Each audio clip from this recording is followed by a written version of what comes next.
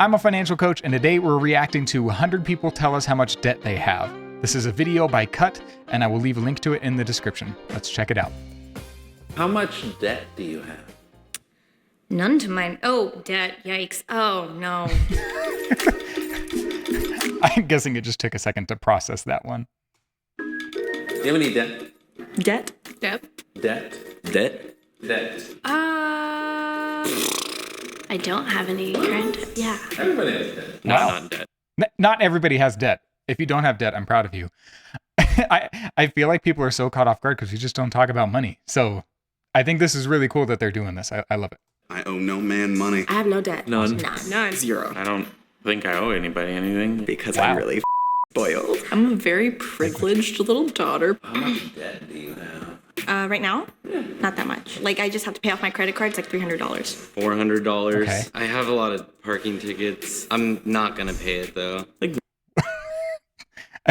Outfits aside, I mean, having a few $100s in a credit card is not the worst thing in the world. I mean, credit cards have a huge amount of interest, so I don't love that. But that's still tough. I would try to never be late on any credit card payment or carry any balance, just because it's typically 20 to 30% for the amount that you're paying on that interest. And as the Money Guy show says, credit card use, okay. Credit card debt, no way.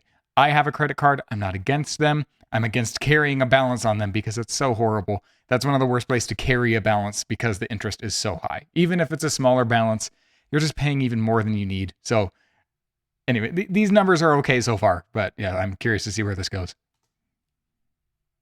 $900? 1,000. 1,500. A couple grand. 2,000. 2,000 in debt just from credit cards. I was going on vacations like aggressively. My ex just bounced on. People take vacations and they put them on credit cards, which is just devastating to a future. You're just paying more for the vacation, which is already really expensive. So if you can try to pay that off, you would actually have more money to use for your vacations because you don't have to pay extra after the fact for it. So it just kills me when I see vacations go on credit cards. Me. Was going on vacations like aggressively. My ex just bounced on me. The day rent was due. Basically, I'm lucky I have a chill landlord. I got evicted. It's all medical bills. Medical bills? Are you gonna pay them? Yeah, I'm paying them off. I got a few racks in debt. The 3,000 range. Medical bills, that's tough. Unfortunately, we have to cut back in other areas of life until we get that fully settled. But I have a lot of empathy for people that end up having to go into debt for medical bills. That's why it's really good to have an emergency fund ahead of time, so that if you do get into a medical bill situation, that you don't have to go into debt or as much debt, because I know that those can be incredibly expensive. I'm paying them off. I got a few racks in debt. The 3,000 range. 4,000 or 4,000. 4 or 5. 5,000 maybe. $5,000. $6,000. Speeding tickets. Actually, not that much. 7 grand. How? $5,000 for speeding tickets? There's other things, and there's no way. Unless you're going 500 miles an hour. Does that affect your life? No. It's affecting me more now because I'm trying to buy a house and I was just going to say, it might not affect you right now, but that is going to catch up to you. A 20% interest rate that you might be having on a credit card is going to catch up to you. Unless that's a super low interest, like they're finishing paying off an auto loan or something, which I still don't love. Like I have empathy for that a little bit more, but it will catch up to you, and you're just robbing from your future self a month later for every balance that you're carrying on an interest, like carrying in a credit card. Does that affect your life? No. it's affecting me more now because I'm trying to buy a house and can't get approved. How much debt do you have? Tons. Not much. Close to 10,000. 10,000. $10,000 worth of debt. $11,000 for my student loan, and then $200 is on my credit card right now. Oh, and another $300. I bought a piano on credit card too. I'm a bit reckless. It's like, I mean, I don't love 500 being on a credit card. Student loans, I don't love carrying a balance on that either. I had student loans at one point and paid them off early, which I think is a great thing to be able to do. So I have more empathy for that though, because at least if you're going to college and you end up having to have student loans, hopefully you can try to avoid it, get some scholarships, work through college. I know that's really tough, and some colleges are just way too expensive for you to work part-time and still cover the cost of the college. So again, a lot of empathy for that and a little bit of a break. They also seemed young for the people that have mentioned student loans so far. So that's not a crazy amount to have for student loans. So I have empathy for that.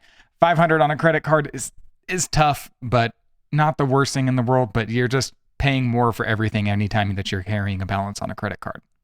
And another 300. I bought a piano on credit card too. I'm a bit reckless. Swipe, swipe, swipe. I got a credit card. Let's go to a nice hotel. Still got to pay that off. But I had a good time. This is another one of the like vacation examples. Like just because you technically can book the hotel room does not mean that you can afford it. Basically, if you're putting something on a credit card, it means that you can't afford it and you're borrowing from somebody else and just paying them more for it. So that one kills me too. So just because you're technically able to be in the hotel room does not mean you could afford it. Putting it on a credit card meant that you could not afford it. And the available limit is not the amount that you can afford. The bank or whoever's offering that credit card to you or that company, they are going to give you as much as they think is realistic that you might be able to pay back, because they're banking on you giving them 20% in interest. So please don't assume because you have a credit card that you have that balance available and that you're technically able to afford it, because you're putting on a credit card. You can't afford it. To a nice hotel. Still got to pay that off. But I had a good time. 12,000. 15,000. $16,835. 18 maybe? But I said, I have a plan.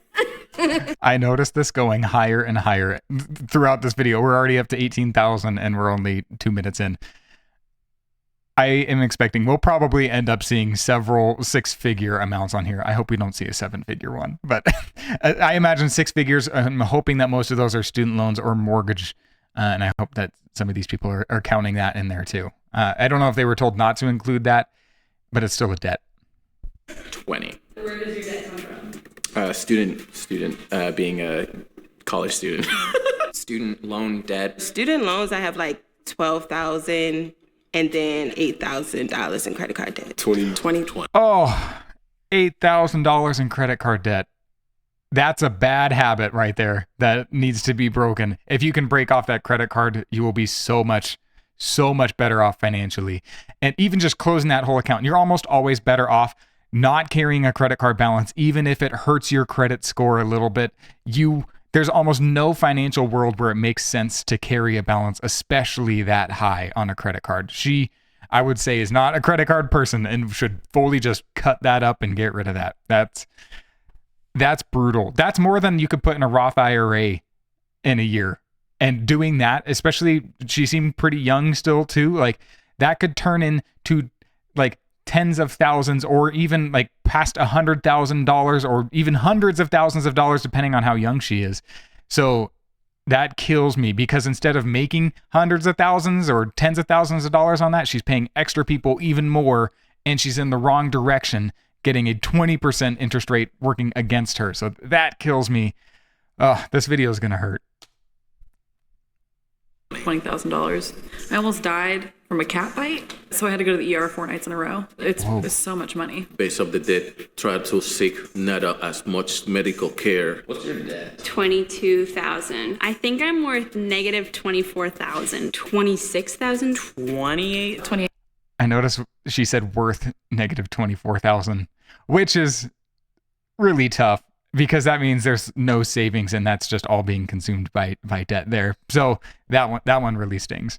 30,000. 30,000. Somewhere in like the 30,000s. What have you been buying? Subscriptions to exclusively. I had a repo, and then I went and got a new car. Student loans. Student loans. I mean, like, who doesn't, like, nowadays? 35 grand in student debt. 35,000. IRS thinks I owe them about 36,000.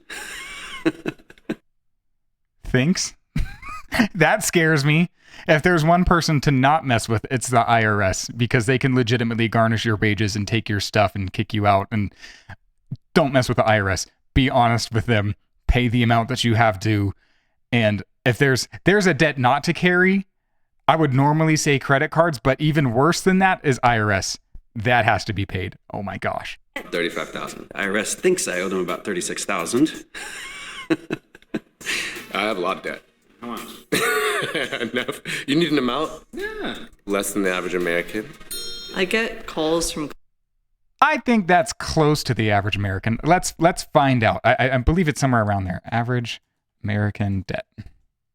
Average American has $90,000 in debt. Let's assume we exclude mortgage, though. So I've searched this before, actually. What is it? Excluding mortgage. Breaks down to $241,000, including a mortgage, and an average of $23,000, including non-mortgage debt, including credit cards and student loans, auto loans, etc. So that's not true. He's above the average person. Also, don't just be better than the average person, like be significantly better, because the average there is still terrible. It's so much less stress in your life if you can have no student loans or no loans in general or any debt. It's so nice being debt free. There's actually research showing that if you are debt free, you have a higher happiness level than people who aren't. You need an amount? Yeah. Less than the average American. I get calls from collections agencies like once a day, but I kind of just ignore it. I don't answer phone calls no more. If it's not in my phone, I'm not answering.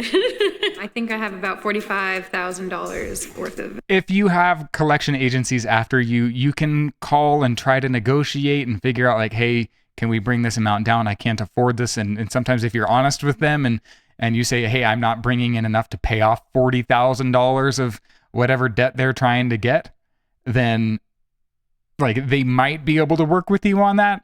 It's something you can't still just ignore because they can do things that eventually lead to you being able to have your wages garnished so that you can't have those funds anymore. So that's also really scary.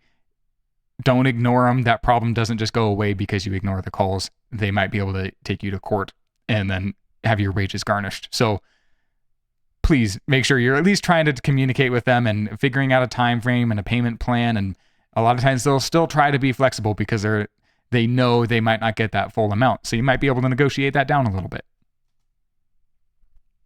Not in my phone, I'm not answering. I think I have about $45,000 worth of debt. Not as much as I did.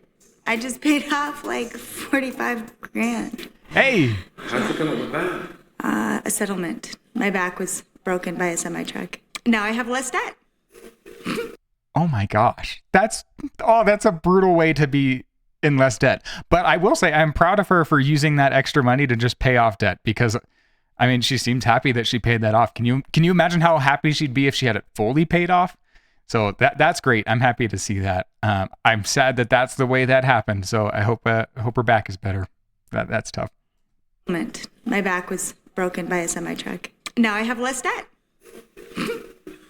Get hit by a semi-truck, guys. I just paid off my student loans last year. Just paid off my Wow. debt like the other day. I've paid it off. Whoa! It's all in student loans and it's almost gone. My grandparents. My parents. I'm proud of a lot of these people that are like really young and paying off their student loans. I remember submitting to fully pay off my last amount of the student loans. And that is such a huge, great feeling. It's like a fridge is taken off your shoulders when you're debt free. It's so nice. And I'm happy for them. That's awesome. It's all in student loans and it's almost gone. My grandparents. My parents. My parents paid for college. I dropped out of school, so that's the only thing that I would accrue debt from, and that doesn't happen. 50,000? 50,000. $77,000. Coming up on 80,000. Oh. Yeah. All in. How did you earn that? Not finishing college. Not even a degree attached to it. 90,000. There's a motivational speaker that I used to listen to called Eric Thomas, and he had a phrase that really stuck with me, which is if you're already doing something or you're already in the struggle or you're in the pain of whatever you're trying to work towards, if you're already there, get the reward from it. So really try to get that degree so that you don't end up just having this debt and then no degree to show for it, and now you're just even further behind. That can be really stressful. So again, I have empathy because maybe the degree didn't sound as interesting or something, which then it's just take that self-assessment. Maybe there's a degree that she can finish so that she can wrap that up and try to pay that off just with the higher income that she'll have, or try to pay for it as you're attending that college. But being that deep in debt, that's a tough financial situation. I would have to talk with her more to figure out what exactly would be best for her there. But Oh, that I have empathy for her there. I know that's a common story for a lot of people, but if you're already in the debt for it and you're like close to graduating, finish it out. Get that reward from it. Don't take all the pain for no reward. Get that extra little reward there. Not finishing college, not even a degree attached to it. $90,000 in debt, decided to pay out of state tuition. It was like 95, and now it's like 70. How long are you gonna be paying off your loan? I mean, foreseeable future. Sometimes I worry that I'm never gonna pay it off. That can help to, if you're struggling with not knowing when I'll be able to pay it off, to just come up with a game plan. Figure out how much you have and how much you're able to put towards that monthly. And that might mean temporarily cutting back a lot, but you will be able to have so much more money later. But if you can figure out that math, you can use the compound interest calculators to figure out how long it would take for you to pay everything off, then that can give you an end goal. And you can see, okay, if I can manage to get together another $100 a month to pay towards this debt, how much time does that take to remove before I have the debt fully paid off? So use those compound interest calculators or debt payoff estimate calculators. You can probably find tons of them just on different websites to try to figure that out. And that can be a big piece of that motivation so that you don't feel stuck feeling like I might not ever be able to pay that off. I mean, foreseeable future. Sometimes I worry that I'm never gonna pay it off. What's your plan to pay it off? Marry rich. Eating ramen. No. Okay. A lot of people say that, and I think it tends to happen a bit more as a joke, but the odds of marrying rich are super low. And then also, if you're really bad with money and you have somebody who's really good with money, they are going to not want to be with you, or there's a much higher chance they won't want to be with you. Oh my gosh. Oh, that one stings. Typically, financially stable people want to find other financially stable people. So the horrible idea there. You got to get your own affairs in order so that you don't end up just dragging somebody else down or causing marital issues, because the number one reason for divorce is money issues. So if you can avoid that and you can get your own self taken care of first, and you can really get a good game plan on that, then you might actually have somebody who's financially stable be more interested in you because of that. But don't date for that reason. That's a horrible way to choose who to spend your life with. So yeah, please don't follow that advice. That one stings, and it's not going to work out the way she wants. I worry that I'm never gonna pay it off. What's your plan to pay it off? Marry rich. Eating ramen. I think you can survive without having a credit card. Never. Yes to that, and the ramen thing. I care more about like the nutritional aspects of getting some things that are a little healthier. It's a bit of a meme for Dave Ramsey's rice and beans only. That's not a literal thing, but trying to find ways to cut back and not get things that you don't need at the grocery store, and especially not Uber eating or payment planning Uber Eats. Oh my gosh, don't get me started. But if you can just cut back a little bit, that can make a huge difference. And you don't need a credit card. The world tells you that you do, but you actually don't. Again, I use one still because I never carry a balance on it. It's always paid off every month, every time. There's no way I will ever let a balance carry over on a credit card.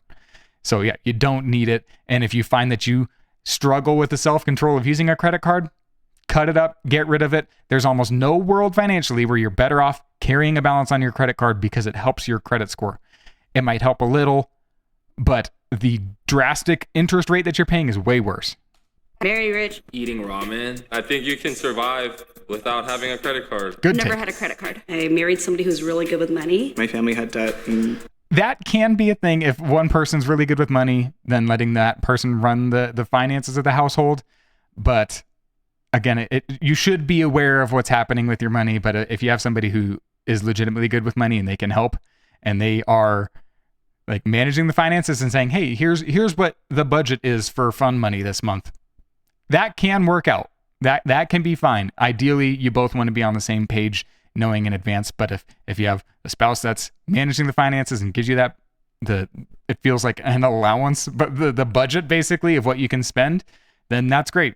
I'd like to be aware of it if I were the spouse, but I understand that can be fair. As long as the other spouse is really good with money and they're actually budgeting well, then that can be fine. That can work out great.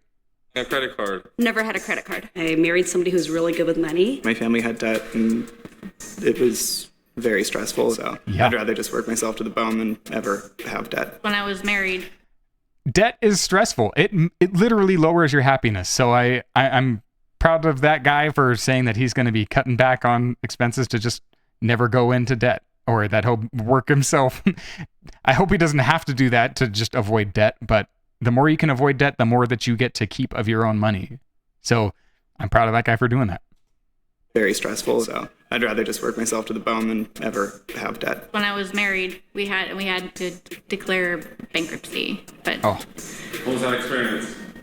humiliating. We just had to that is one of the most stressful experiences that people can go through. So again, I have a lot of empathy for her on that there.